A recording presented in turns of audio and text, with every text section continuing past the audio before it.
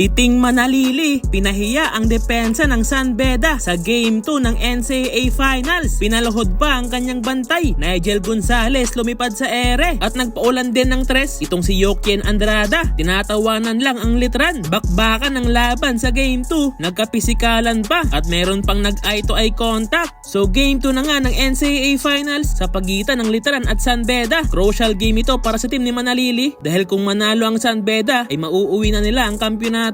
So first quarter ay hindi katulad noong game 1 dahil ipinasok na ngayon ng litran ang kanilang totoong starting 5. Gandang drive kaagad ang ginawa dito ni Kevin Santos sa pagsisimula ng opensa ng litran at 2 beses pang na-block ng litran ang San Beda sa play na to. Lakas naman dito ni Jomel Puno, offensive rebound and he hits the basket. Estrada kick out pass to John Roque, 3-pointer. Gandang spin move naman dito ni Manalili, muntik pang sumablay, buti na lang na follow up niya. Halfway mark ay nagsasagutan lang ang both teams sa opensa. Under 4 minutes naman nang magkapisikalan, bagsak si Omega. Titing Manalili, what a beautiful pass to Santos. Sayang naman ang driving layup na to ni Manalili. Buti na lang dahil nandyan si Kevin Santos, lakas sa ilalim. Step back 3-pointer naman ang pinakawalan dito ni John Roque. Hakot award si Titing Manalili dahil itinanghal siyang Rookie of the Year at kasama pa siya sa Mythical 5. 19-14, end of first quarter, pabor para sa litran. Second frame ng laban ay nadudumina ng litran ang painted area. Pero itong si Brian Sahonia, pamatay sunog, 3-pointer. Suspended at hindi pwedeng maglaro ang star player ng Red Lions na si Jante Miller dahil sa hindi magandang inasal nito sa game 1. Si Andrada naman ang gumagawa para dito sa San Beda.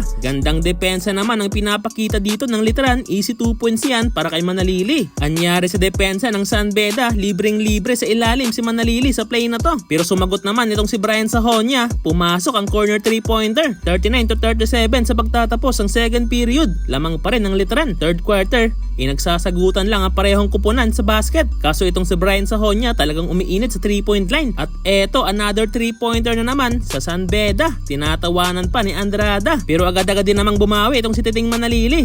Sayang naman sa play na to ang driving to the basket ni Manalili. Hindi pumasok. Pero nakukuha naman siya ng foul at nakumpleto ang 2 free throw. Ang kaso nga lang, hindi talaga mapigilan ng litran ang nagbabagang kamay ni Andrada. Another 3-pointer. Hindi na rin pumapasok ang mga tira ng litran. At eto, another 3-pointer na naman para sa San Beda. Lumubo na sa 12 points ang Kalamangan. Buti na lang dahil naipasok pa ni John Roque ang tres na to. Hirap na hirap maka-score sa ilalim ang litran. Kaya bumabawi na lang sila sa outside shooting. 65-53. Lamang pa rin ang San Beda sa pagtatapos ng third period. Fourth quarter, nang lumuhod kay Manalili ang kanyang bantay.